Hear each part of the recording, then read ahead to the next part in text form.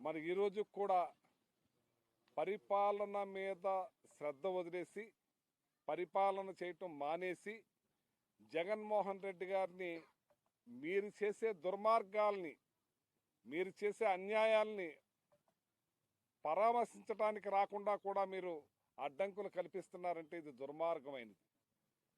జగన్మోహన్ రెడ్డి గారు రావాల్సిన పనేంటి? మీరు పరిపాలన సవ్యంగా చేసి మీకు ఈవీఎంల ద్వారానో సంథింగ్ దేని ద్వారా మీరు గెలిచారు.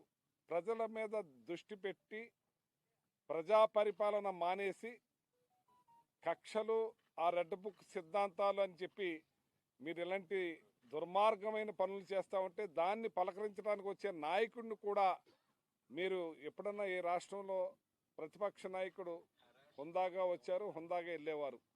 కానీ ఈ రకంగా ఎక్కడా కూడా ఇబ్బందులు పెట్టే కార్యక్రమం జరగలేదు. గతంలో చంద్రబాబు నాయుడు కూడా ఎన్నిసార్లు ప్రతిపక్షంలో ఉన్నారు, మీరు ఎన్ని చోట్లకి వెళ్ళారు, మీరు ఇదే రకంగా మేము ప్రవర్తిస్తే మీరు తిరిగేవారా, వచ్చేవారా? మీ అబ్బాయి తిరిగేవాడా లోకేష్? ఇటువంటి దుర్మార్గమైన అన్ని నేర్పుతా ఉన్నారు మీరు. అందుకే జగన్మోహన్ రెడ్డి గారు ఈ రోజున తెలియజేశారు కూడా, ఈ రాష్ట్రంలో ఒక యాప్ని తీసుకొచ్చి ఆ యాప్ ద్వారా ఎవరికైతే కార్యకర్తలకి నాయకులకి అన్యాయం జరుగుతుందో ఆ యాప్ని ఓపెన్ చేసి వాళ్ళ జరిగిన బాధని జరిగిన ఇబ్బందుల్ని ఏదైతే వాళ్ళు ఇబ్బందులు పెట్టారో అన్నీ కూడా ఆ యాప్ ద్వారా తెలియజేసి ఏదన్నా సాక్ష్యాలను కూడా అప్లోడ్ చేసే విధంగా ఒక డిజిటల్ లైబ్రరీని కూడా ఏర్పాటు చేయడం జరిగింది.